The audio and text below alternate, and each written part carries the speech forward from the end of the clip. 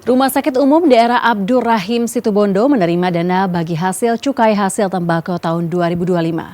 Dana tersebut digunakan untuk meningkatkan pelayanan kesehatan melalui pengadaan alat medis dan penunjang farmasi. Pemanfaatan dana bagi hasil cukai hasil tembakau tahun 2025 di RSUD Abdurrahim Situbondo berfokus pada pengadaan sejumlah alat medis penting. Rumah sakit milik pemerintah daerah ini menggunakan dana untuk pembelian alat kesehatan, bahan habis pakai, dan obat-obatan farmasi. Di antaranya penambahan alat penunjang operasi untuk poliurologi, jantung, dan ortopedi. Tambahan alat operasi ini untuk meningkatkan kinerja tenaga medis dalam penanganan pasien. Dalam bidang farmasi, dana DBHCHT juga digunakan untuk pengadaan obat-obatan dengan pergerakan cepat, terutama untuk kasus darurat dan penyakit kronis yang sering dibutuhkan pasien, serta penambahan alat habis pakai seperti handscoon, masker, dan perban sebagai prioritas dalam mendukung pelayanan tim medis. Kalau untuk obat-obatan dan alat habis pakainya itu kami ambil untuk obat-obat yang fast moving. Jadi obat yang benar-benar untuk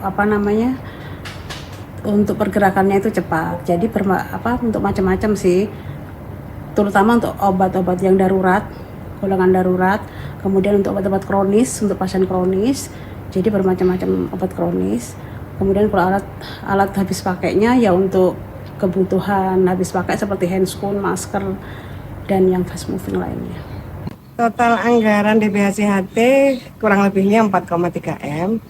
Jadi yang untuk alket itu ada 1 M, kemudian 3,3 M-nya itu untuk obat dan bahan habis pakai. Yang alket itu 1 alat V-scan itu untuk jantung, kemudian ada 2 alat urologi, kemudian 1 alat untuk ortopedi. Kemudian yang obat-obat dan bahan habis pakai ya terutama yang memang benar-benar kita butuhkan untuk RSAR pada tahun ini.